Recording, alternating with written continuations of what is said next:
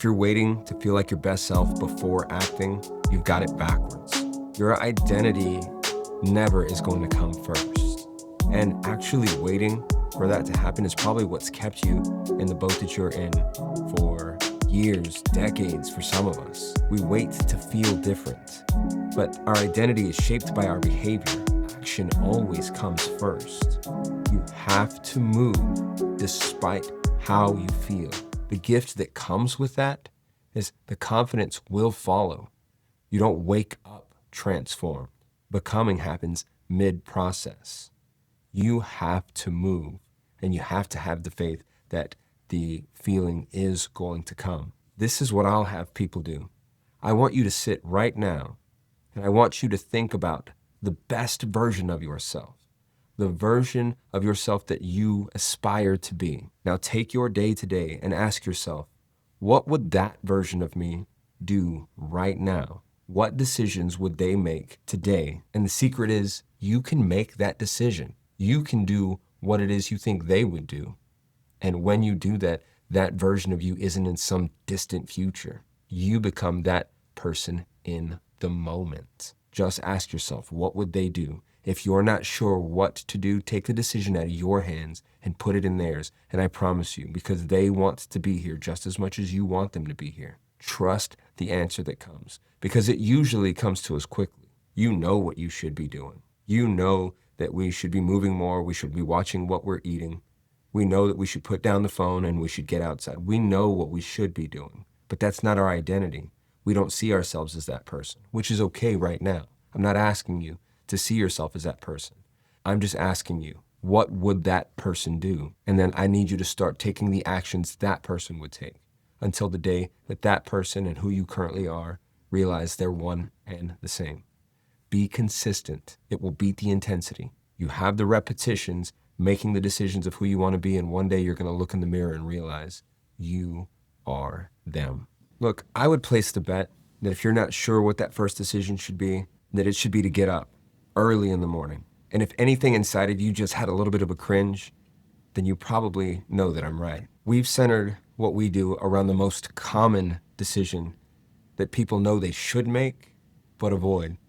And we make it first thing, 5 a.m. And why are mornings so important? The mornings are symbolic. They represent that you are going to own your time. You are going to fill your cup first thing before anything else. There is no excuse. The world is asleep. You do have to give up something that makes you comfortable, but you will get paid back if you can show up consistently. This is about self-respect. It's about belief, because that belief has to be earned. Nobody is going to come and give that belief to you.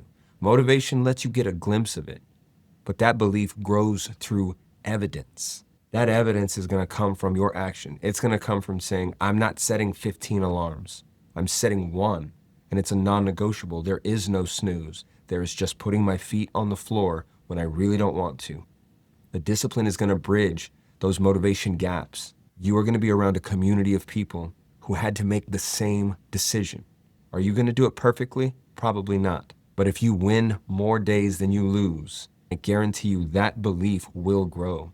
The more it grows, the more consistent you become, the more you're going to be able to hold on to a tool that is going to bleed outside of the gym. That's the goal. It's not for you to believe that you can be anything physically, mentally, or emotionally. Those are just byproducts. The goal is to say, I have a belief that I can accomplish anything that I'm willing to pay the cost for, and I am willing to pay the cost.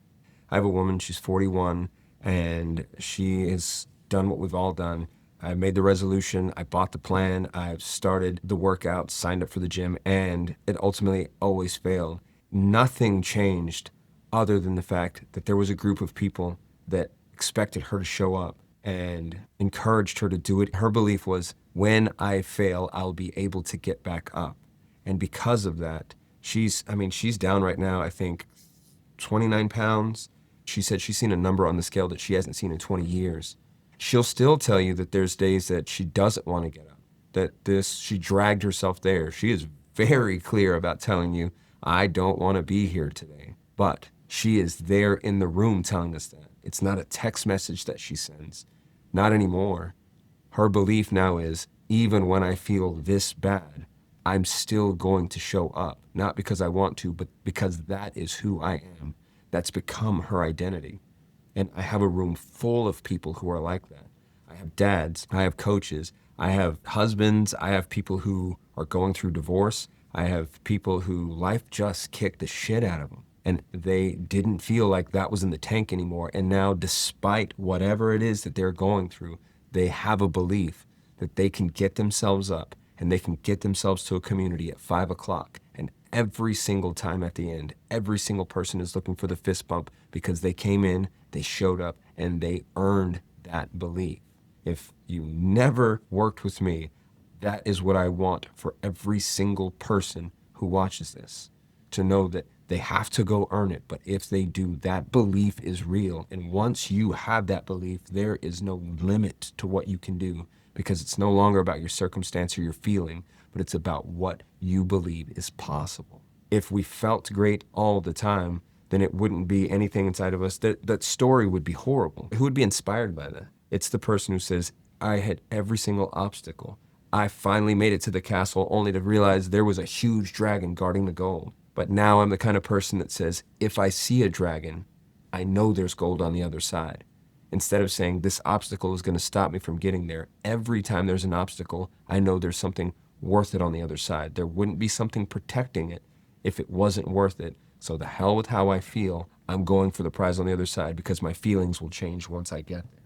That's what I want people to see. You're going to feel better, and then sometimes you're going to feel worse. And those are just signals that we need to work through. But in reality, what we need to get done doesn't change. So those feelings can be fickle. Who knows where they're coming from? Let's discover that while we keep moving forward. If not, you're never going to get anywhere. The game stops every time you feel different. Might as well not play. Your feelings they're meant for you to process. That's why I say be mentally and emotionally fit, because you're meant to feel all of them. We were put on this earth to experience every single emotion and still act anyway.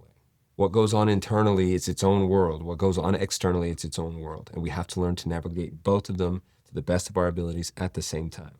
Don't suppress either one, but don't let one throw off the other. You ride the waves. If you ride them right, I think that you'll have one kick-ass story at the end of your life.